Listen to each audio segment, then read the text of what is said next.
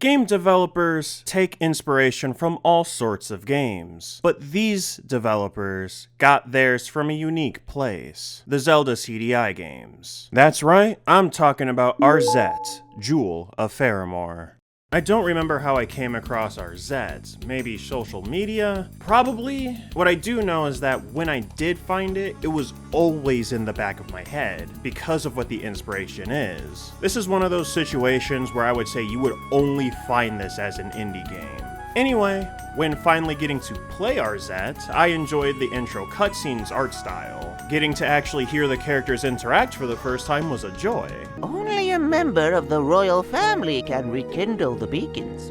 I'm ready. Well, I'm not.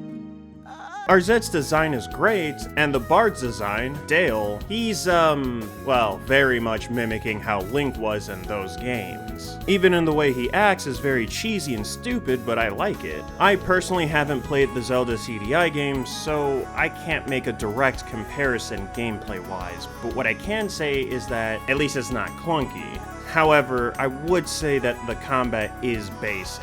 The more I kept playing, the more everything else was leaving a bigger impression than the combat, which I thought was sad, but not a deal breaker. That said, let's talk about the presentation first. As I mentioned, Arzette's Jewel of Faramore is going for that Zelda CD-i look. Both the in-game sprites and cutscenes nail that aesthetic perfectly. You are our hero. Here's a life heart. We know you can beat Ganon. Thank you for releasing me, dear. Allow me to heal you. All right.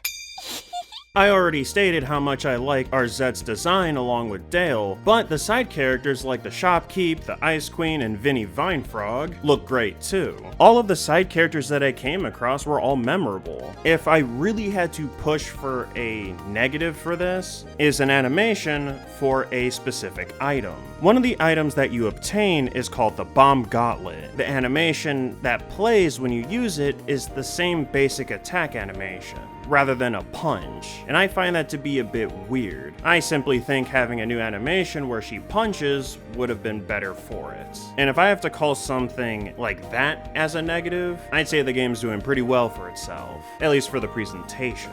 The voice acting is done in the same way as the CD-i games too. And from what I remember from watching those cutscenes on YouTube, I think it does that well. Then, the music in Arzette, I can safely say I love all the songs. I do have my personal favorites, with the Faramore town,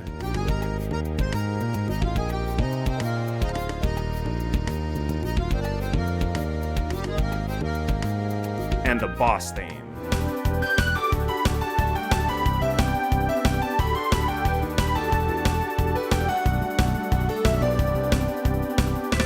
I have to say that the presentation was the best part about Arzette. So, the story of Arzette can be summed up like this. The greatest evil, Daimur, has been freed from the prison within the book by Duke Nodelki.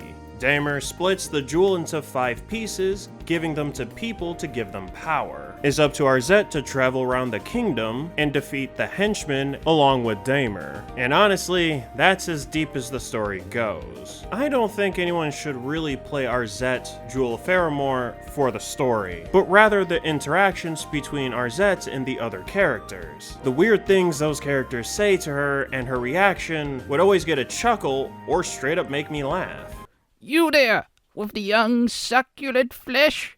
Oh, how time escapes me. If I only had a way to keep track of these days.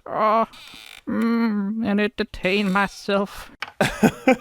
Why would you say that to anybody? There's nothing wrong with having a simple story, as long as it's done well. I just kind of wish there was a bit more, but that's okay. I do want to add that I really appreciate that the game takes itself seriously. While there are silly moments, the developers didn't joke around the whole time making fun of those games. I mean, look at the dev team name.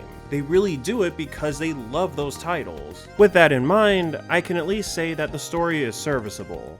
Arzette, the Jewel of Faramore, is a action-adventure with gameplay as simple as a story. At the start, you have a jump, You can attack with the sword, you can use various items like bombs, and you can crouch walk. But later you unlock more abilities that can help you progress and get extra items that you can find in previous levels. Arzette's difficulty leans heavily on the easy side on the first playthrough. I chose to play the game on its normal mode, but there's an easy mode that has health drops. Dying in the game only results in the player going to the beginning of the sub area or the flag checkpoint. The only thing that you lose are the resources that you used during that run. So if you use 5 of the 15 bombs that you had in your inventory, those 5 bombs will not come back. I'm not against playing easier games, as I can find that relaxing at times. I don't believe I have to sweat after every encounter, but what I find myself disappointed in are the boss fights. These boss fights are trivial. By the time the player reaches a boss, they can take them out with ease. The only time I spent more than a minute on a boss fight was the second one, and that was only because I forgot I had the shield ring,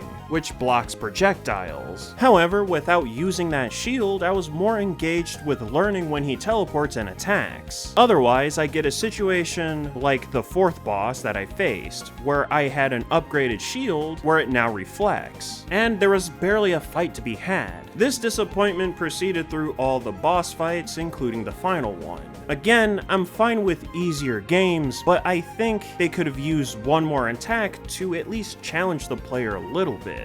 For example, let's go back to that 4th boss. All he does is shoot fireballs. After the halfway point, he summons enemies. 2 of those enemies also shoot projectiles. Why not at least give this dude a melee attack to change up how he attacks? The shield wouldn't be so powerful against him, and there would be more interaction between that boss and the player. Listen, I just wanted him to fight back. All of them. If these bosses had a bit more to them, I would have enjoyed the game a lot more. There are extra modes like a boss rush where you can choose if you want to have items with you or not.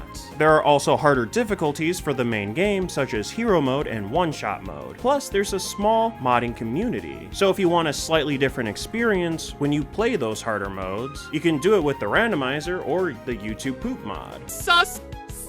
Regardless of those post-game activities, this doesn't change how I feel about the base game of Arzette, but it's still nice to see. Hey, listen, CDI software. Arzette's Jewel of Faramore is a fun game and a good start as a debut title. Not many people would think to make a game similar to those specific Zelda games. The presentation is awesome, the story is serviceable. I only have an issue with the gameplay as it needs a lot more work. I know you all intend to make more Arzette games, so I can't wait to see what you do next. So if you are interested in playing Arzette yourself, you can normally get it on Steam for $19.99. If you know you will replay the game, I'd say it's worth the price. I did complete the game in 6 hours, and that was finding everything I could in the game. So after telling you that, I would understand if you wanted to wait for a sale. I can't really think of any games that are similar to this one, so that's it from me. I will see you in the next one.